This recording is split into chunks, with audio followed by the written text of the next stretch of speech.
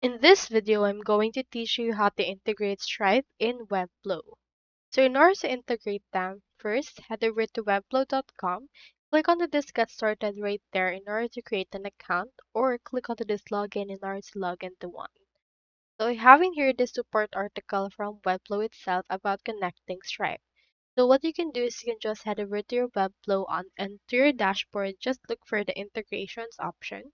And under the payment processing, you should be able to find Stripe.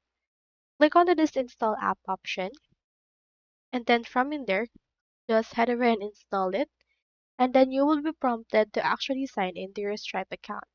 If you don't have yet, just head over to a new tab and go over to stripe.com and then create an account from there.